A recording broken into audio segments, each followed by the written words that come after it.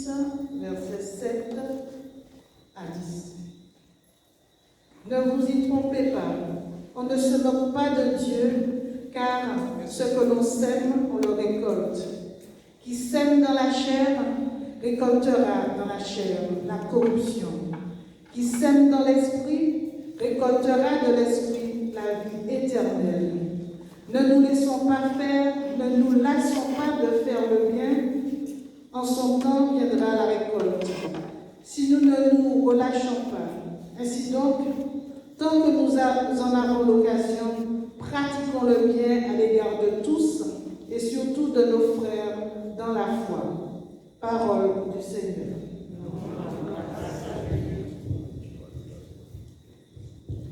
Alléluia. Alors les cœurs sont ouverts là.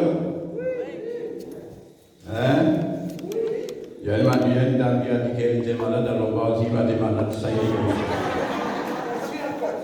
Hein? Elle est encore malade. Hein? Oh là là là là là là. Seigneur, j'ai mis comme ça de nous, puisque c'est pas moi qui est mort. Il fait quelqu'un avec nous. Alléluia. Donc, c'est nous, si nous sommes dans un plan de conversion avec la parole de Dieu, donné à l'Église. Non? Tu vas à la messe. On va à la messe? Dis-moi que c'était quoi alors? Moi, je la parole. Hein? Oui, c'est vrai, dis-moi de la parole. Mais la lecture, c'était quoi? Ah ouais. Ah oui, je vais répondre. La vocation, l'appel. Alors, qui c'est qu'on a appelé?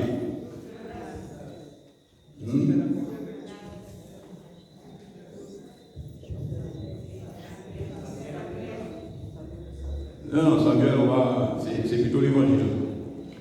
C'est-à-dire que nous voyons que Jean avait 2 disciples qui sont partis avec Jésus. Et qu'est-ce que Jésus leur avait dit? C'était pas. Qu'est-ce qu'il avait dit? Que cherchez-vous? Et qu'est-ce que le disciple a répondu? Est-ce que tu as trouvé ça cohérent? Hein? Ça n'est pas cohérent. On te pose une question, tu reposes une autre question, mais complètement. Mais lorsqu'on fait la liaison, c'est-à-dire qu'ils ont déjà trouvé celui qu'ils cherchaient. Mais lorsqu'ils demandent où demeures-tu, ça veut dire que nous voulons être avec toi là où tu es. Est-ce que nous comprenons? Et alors que lorsqu'il dit qu'il veut être avec lui là où il est, mais où habite Jésus? Puisqu'il a dit qu'il... Mais où est-ce qu'il habite? Hein?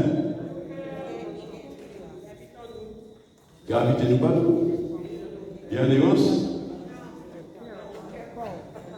Hein? Dans nos cœurs, il faut là, il faut vivre là, non?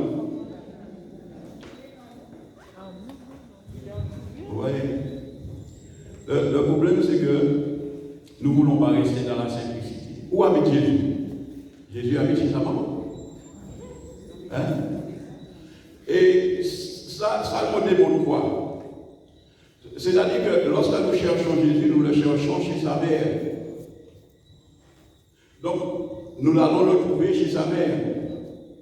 Là où Jésus est, Marie y est aussi. Est-ce que nous comprenons? Mais la parole d'aujourd'hui, c'est-à-dire le texte que nous avons pris aujourd'hui, nous montre quoi? Ça nous montre que on ne rigole pas avec Dieu, on ne rigole pas avec la parole de Dieu. Dans le temps de Jésus, tu vois, et avant Jésus, c'était les disciples qui choisissaient un maître. Mais quand Jésus est arrivé, c'est lui qui a choisi ses disciples. Pourquoi? Parce qu'il voit les cœurs. peut lire dans les cœurs. Et lorsque Dieu a choisi, il a bien choisi, il sait ce qu'il fait. C'est pour cette raison que la lecture que nous avons prise aujourd'hui, ce que nous allons vivre, c'est tout simplement les conséquences de nos actes. Et ça va partir dans tous sens. Lorsque Dieu a choisi, nous pouvons dire que ne serait-ce tout simplement qu'on fait une enquête sur la personne que Dieu a choisie. C'est vrai que dans les familles, Dieu choisit un enfant à devenir prêtre. Mais lorsque l'enfant a des choses comme ça qui arrivent, il commence à parler avec papa et maman, et c'est pas vision de la tête en tout cas, si je vois un docteur, un avocat ou bien, tu vois, un personnage illustre de ce temps. Et alors qu'on a oublié que c'est Dieu qui choisit. Et alors qu'on se met dans une rivalité avec Dieu et empêcher à l'enfant de vivre sa destinée. Mais lorsque ça arrive, les dommages, ces dommages-là, c'est-à-dire que c'est comme si on appelle la malédiction sur la famille. Demain, on va demander, mais qu'est-ce qui s'est passé? Pourquoi? Mais on ne doit jamais le discernement de voir que j'ai empêché à une âme de devenir sainte, à rentrer dans le plan de Dieu. Et c'est-à-dire que nous parlons là d'une personne qui est en phase de devenir prêtre. Mais ça peut être n'importe qui est en phase de construire sa vie. Ne serait-ce que sur le plan professionnel. Qu'est-ce que j'ai fait pour arriver à mon poste? Et maintenant que ça dégringole, je dirais que c'est l'autre qui a fait. Combien de personnes que j'ai écartées à un poste pour que je puisse avoir ce poste-là? Mais les conséquences, c'est-à-dire que la nature même se révolte contre l'homme. Parce que nous pensons que ce que nous avons fait, nous avons colporté des fois des paroles sur la personne qui est vraiment innocente, qui ne sait même pas. Et alors que ceux qui devaient lui revenir, c'est que cette personne-là avait prié Dieu et tout, eh bien, il voit tout simplement que cette promotion passe à côté. Et une autre personne y choisit. Mais l'autre personne est tellement innocente. Ah, je ne croyais pas que c'était moi. Mais j'ai tout fait pour ça. Parce que c'est moi qui t'a vraiment déduit. Et puis je suis à l'aise, je suis contente, j'ai reçu. Mais lorsque les choses commencent à se manifester, parce que rien n'est caché devant Dieu, de toute façon, que tout ce que nous avons fait, nous allons payer cash. Et c'est pour cette raison que nous sommes dans ce temps de conversion. Nous pouvons faire un rétrospectif dans notre vie et à savoir qu'est-ce que j'ai fait. Et pourquoi je l'ai fait? Lorsque nous pensons qu'une personne, c'est une banalité, mais lorsque Paul, c'était Saoul, s'en allait à Damas pour amener les prisonniers, les chrétiens prisonniers à Jérusalem. Sur le chemin de Damas, qu'est-ce qui s'est passé? Dieu n'a pas demandé à Saoul, pourquoi tu fais ça? Mais pourquoi me persécutes-tu? Parce que celui que tu persécutes, c'est encore moi-même. Est-ce que nous voyons comment Dieu, lui qui est venu à nous, qui est descendu en nous, ne nous a jamais abandonnés? Il est contre l'injustice. Et c'est-à-dire que tous les jours de notre vie, nous faisons des injustices. On On aurait dit que le pays Martinique, c'est le pays où il y a le plus de journalistes. Non, t'as pas vu? Tout partout. Si nous avons un appareil photo, nous allons clac, clac, clac, clac, clac. Nous avançons. Les nouilles, nous avons y aller. Lorsque nous voyons y aller, ça veut dire qu'il y a un commentaire écrit. Mais si nous ne pouvons pas dire des choses en bien, pourquoi nous disons des choses en mal? Quel que soit ce que l'autre a fait, je ne suis pas son justicier. Je ne suis pas là pour le condamner ni le juger. Au contraire, ce serait de prier pour lui. Nous connaissons le passage du figuier desséché.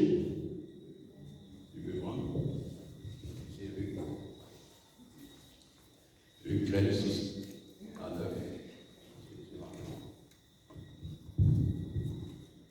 Il disait encore la parabole que voici. Un homme avait un figuier planté dans sa vigne. Il vint y chercher des fruits et n'en trouva pas. Il dit alors au vigneron, voilà 3 ans que je viens chercher des fruits sur ce figuier et je n'en trouve pas. Coupe-le. Pourquoi donc use-t-il la terre pour rien? L'autre lui répondit, Maître, laisse-le cette année encore, le temps que je creuse tout autour et que je mette du fumier. Peut-être donnera-t-il des fruits à l'avenir, sinon tu le couperas. Amen. Mais là, c'est la partie B. Nous allons prendre la partie.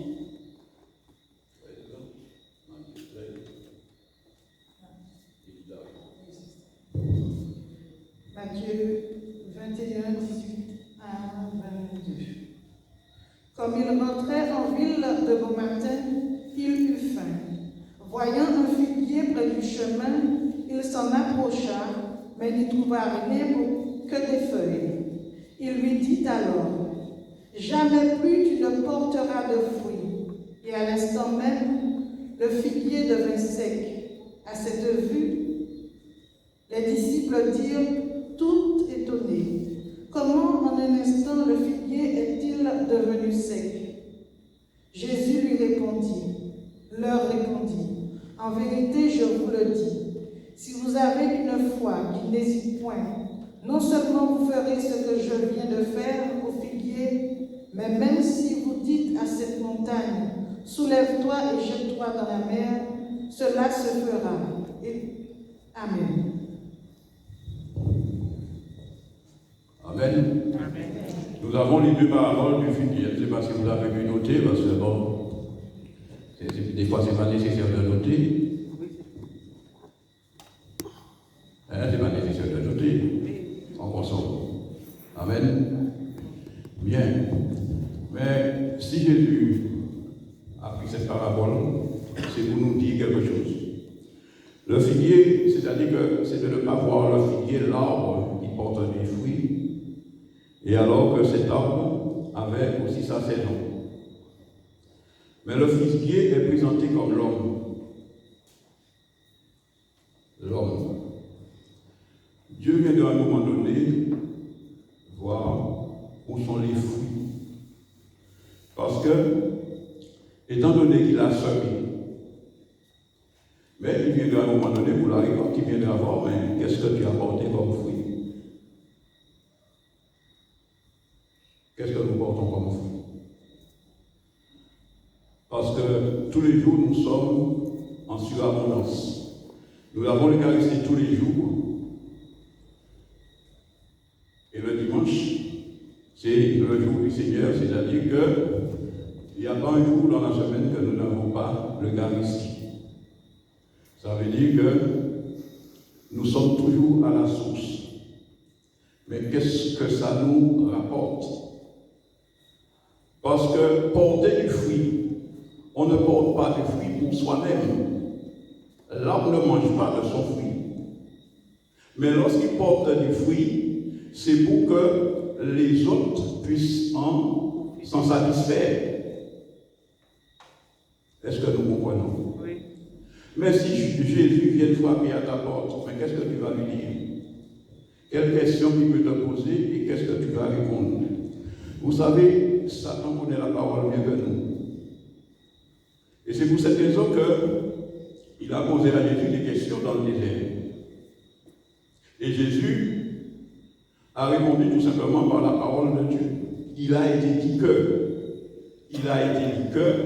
Il a été dit que. Mais le problème, c'est se nourrir. Je me nourris de quoi? Parce que si la parole qu'on a appris dit que nous ne sommes pas en adéquation avec la parole de Dieu. La parole de Dieu, c'est ce qui nous apporte la paix, ce qui nous apporte la joie, ce qui nous apporte une certaine tempérance, le respect d'autrui. Il nous apprend à aimer notre prochain comme nous-mêmes. Mais si on ne s'aime pas, comment on va faire pour aimer son prochain? Et c'est là toute la valeur de ce que Dieu nous donne comme nourriture. Mais si nous tombons à chaque fois dans le plaisir du monde, parce qu'il est question de chair, parce que nous sombrons dans la chair plus rapidement que nous sombrons dans la parole de Dieu, dans la Bible. Nous sommes plus amènes à comprendre les paraboles de ce monde et de ne pas chercher à comprendre la parabole que Dieu nous donne. On se fait des anti-aveux. La parole de Dieu, c'est la nourriture. C'est la première réponse qu'il a donnée à Satan, c'est-à-dire au démon, lorsque le démon lui a dit que ordonne à Ézéchiel de devenir du pain. Il disait que l'homme ne vivra pas seulement de pain, mais de toute parole qui sort de la bouche de Dieu. Et c'est-à-dire que la parole de Dieu peut étancher notre soif et étancher notre faim. Ça ne vous est jamais arrivé. Oui. Lorsqu'on a pris une parole, on commence à méditer la parole. Et nous entrons vraiment dans les profondeurs de cette parole. C'est-à-dire, nous oublions ce qui est beau, nous oublions ce qui est pain. On n'a plus faim, on n'a plus soif. Parce que la parole nous a apporté tous les nutriments nécessaires pour que notre soif et notre faim soient étanchés. Et c'est ça. Mais lorsque, au détriment de cette parole, nous rejetons cette parole, c'est-à-dire que nous allons écouter ça, il va dire de prière là, m'a dit ça, m'a dit que Jésus m'a dit ça, tout le bagaille, et puis bon, on va continuer. Mais lorsque nous confions ça dans notre cœur, Jésus le sait. Bien des fois, il y a des personnes qui prient, rien ne se fait. Et puis on aurait dit comme si Dieu a fermé la porte pour ces personnes-là. Parce qu'il ne veut pas entendre. Parce que la calomnie, la médisance a déjà dépassé les mesures. Dieu n'écoute plus nos prières, nos paroles. Nous trouvons ça dans l'Ecclésiaste 2 Corinthiens. Non, l'Ecclésiaste.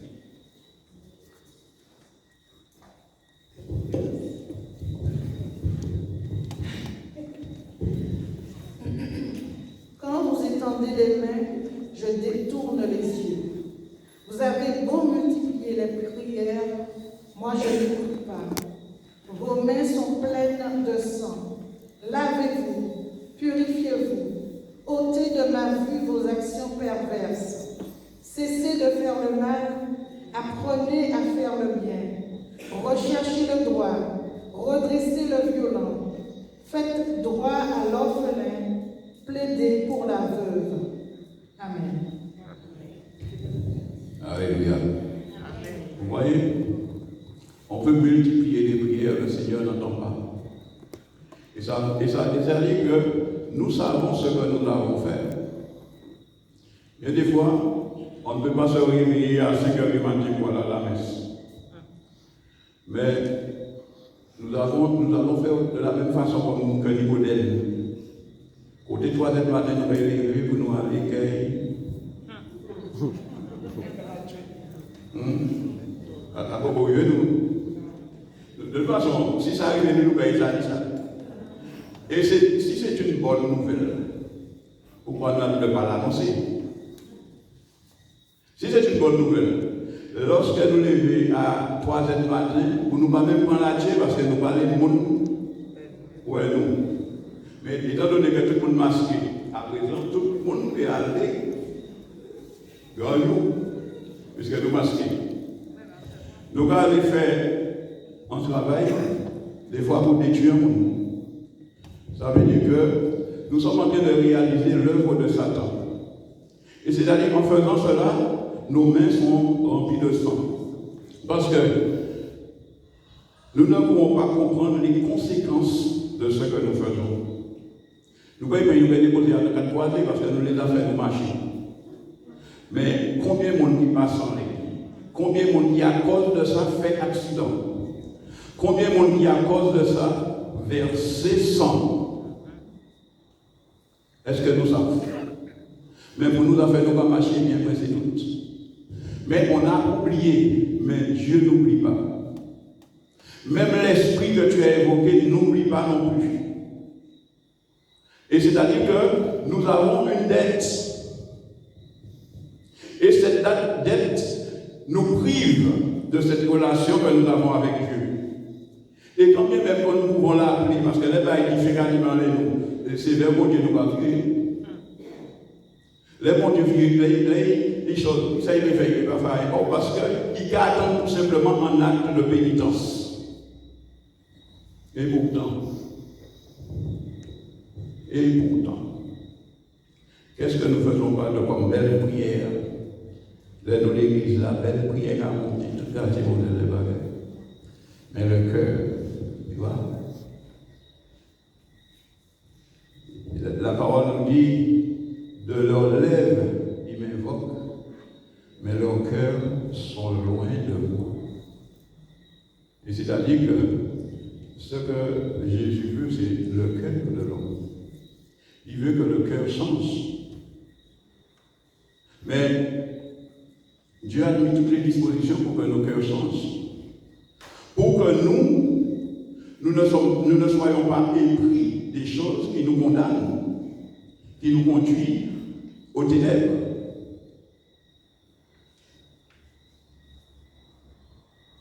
Nous ne pouvons faire pareil pour nous déranger, madame. Comme le monsieur m'a promis de se marier avec moi, mais comme il est marié avec son épouse toujours, je vais lui donner un petit ballon pour qu'il divorce de son épouse pour lui pémailler puis moi. Mais qui m'a dit pémailler pour moi? Alors, il est marié pour l'église. Et bon, il y a un permis tout simplement pour un permis d'adultère. Et c'est-à-dire que ce que je fais avec ça, ça veut dire que j'ai acheté mon enfer.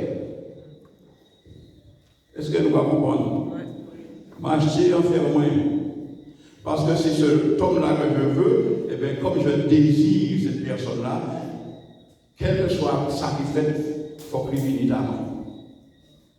Voilà. Est-ce que c'est ce que Dieu t'a dit? On nous dit toujours Dieu, parce que pourquoi? Nous sommes épris du monde. Et c'est ça, nous vivons dans la chair. Celui qui vit dans la chair fait une seule chair avec la prostituée.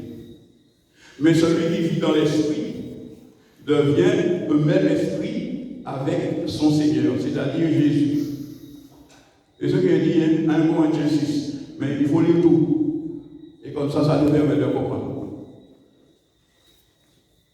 Ce passage-là n'est pas long. 1 Corinthiens 6, de 12 à 20. On peut lire ça. Ça nous permet de comprendre. Donc, si nous restons dans la chair, ça veut dire que nous n'avons rien compris. Ne serait-ce le dimanche à la messe, lorsque le prêtre élève le corps du Christ. Alors, il n'y a pas de dire à nous, mais devant nous, des fois, il y a des grands drapeaux, des gens qui restent campés là, ils tout route. Et est-ce que ça, c'est de la charité? Alors, ceux qui sont avec nous, qu'est-ce qu'ils font avec nous? Puisque moi, je suis debout. Et qu'est-ce qu'il est dit dans la parole? Jésus a reçu le nom qui est au-dessus de tout nom, pour qu'au nom de Jésus, tout genou fléchisse aux cieux, sur la terre et aux enfers. Moi-même, moi plus que Jésus. Moi, je vais camper, moi, je vais là. On pourrait s'asseoir pour permettre, c'est ça la charité. Si vous nous m'avons, je peux m'asseoir pour permettre à ceux qui sont derrière de pouvoir au moins contempler le Christ. Non. Non. Personne ne va gagner. Tout le monde en route. Je planter là, personne ne va gagner. Même si on s'est dit, mais. Ah, il va l'homme. Et le pire, c'est que ces personnes-là qui sont, tu vois qu'ils sont là, et tout va dire, bon, mais encore, ces gens-là, ils vont quand même lever pour aller l'Eucharistie non plus. Donc, et c'est ça. Comment on peut se perdre? Je suis en train de cirer les bancs de l'église chaque dimanche, et alors que je ne comprends rien de ce qui se dit, de ce qui se fait. Je n'ai même pas du temps pour au moins venir dans un groupe de prière, parce que c'est l'invitation. Un groupe de prière te permet de comprendre des choses que toi tu n'as pas compris. Amen. Des fois, le prêtre n'a pas le temps de tout dire. Mais nous sommes tout simplement des intermédiaires. C'est-à-dire que ce que le prêtre n'a pas eu le temps de dire, eh bien, avec nos humbles manières, nos simples manières, nous essayons de vous dire que voilà comment les choses se font. Peut-être là, des fois, même les démons assistent, parce qu'il dit il va finir encore, et c'est un là, moins belle. Est-ce que vous comprenez? Mais nous bénissons. Mais si nous tendons, dimanche, nous savons que si nous allons, si nous n'y malvenons, nous assistons. Ça, c'est de la charité. Et c'est-à-dire que je vivrai l'Eucharistie autrement. La charité, ce n'est pas grand-chose. Mais c'est laisser tout simplement son cœur vraiment être à l'écoute et comprendre qu'il y a quelque chose qui se passe, même si je ne comprends pas. Eh bien, par solidarité, je m'agenouille ou bien j'assis.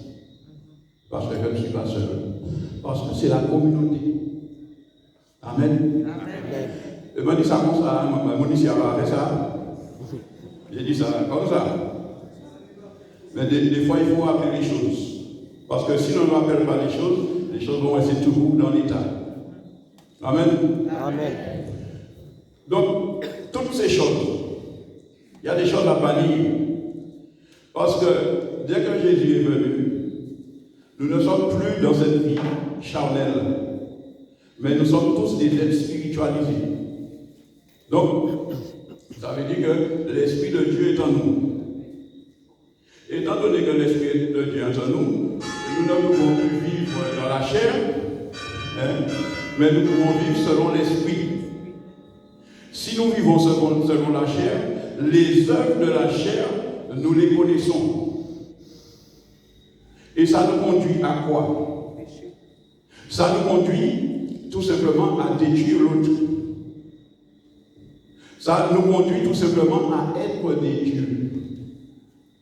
Pas des dieux en devenir, tout simplement parce que nous sommes dans le plan de la sainteté, mais nous sommes des dieux parce que je crois que je peux dominer tout. Je peux dire à celui-là d'aller par là, celui-là d'aller par là, je suis là, je commande. Et je commande avec beaucoup de rigueur. Je suis dans la chair, ça veut dire que je montre ce que je fais. Et personne n'a le droit de me dire quelque chose. J'espère que ce n'est pas comme ça que vous êtes à la maison. Marie a commandé madame, et l'inverse aussi a fait. Si madame a commandé monsieur, tout le monde a aux abois. Non? Parce que ce sont des œuvres de la chair que nous devons. Il faut créer tout simplement cet équilibre dans le couple. C'est-à-dire que nous tous avons ce droit de parler. C'est comme ça qu'a fait. Hein? L'homme n'est pas au-dessus de la femme et la femme au-dessus de l'homme. Quand bien même que la parole dit, eh bien, la femme est soumise à son mari. Mais tout simplement, c'est le respect des deux. Parce que la parole ne dit pas que la femme doit se donner pour son mari. Mais à l'inverse, la parole dit que l'homme doit se donner pour son épouse, comme Jésus s'est donné pour l'Église. Est-ce que nous disons ça? Hein? Nous va dire ça? Alors, qu'est-ce qu'on appelle soumission? La soumission est dans la chair. Lorsqu'on est vraiment soumis et qu'on demande tellement cette soumission-là, c'est la voie anale. Non? On n'aime pas cette voie-là? Alléluia. On ne parle pas de ça, on ne parle même ça, on ne parle même pas de ça. La sodomie est une façon de découvrir ce qui est la soumission. Non? Parce qu'on devient comme la bête. On est soumis. Et puis il y a des personnes qui aiment ça, non? Ici, il n'y a pas de gens qui aiment ça, alléluia. Ah, nous sommes tous des sauveurs. Nous sommes tous sauvés. Et alors que Dieu a détruit Sodome et Gomorrhe. Donc lorsque nous faisons ça, ça veut dire que c'est dans la chair. Voilà. Et étant donné que c'est dans la chair, ça veut dire que ce qui n'est pas bon est accompagné de ce qui n'est pas bon non plus. Une fois qu'on pratique la sodomie, ça veut dire que nous avons un démon de la sodomie à nous. Bien des fois, c'est le mari qui pratique. Mais là, il faudra, même s'il va pratiquer époux, mais il va t'emmener le démon de la sodomie. Et tu verras que c'est toi-même qui vas lui présenter ce que tu n'avais jamais présenté. Comment ça s'est fait? Et c'est ça. Nous sommes dans un monde spirituel. Et dans le monde spirituel, tout se fait. Mais Dieu nous donne le discernement. Il nous donne la prière. Il nous donne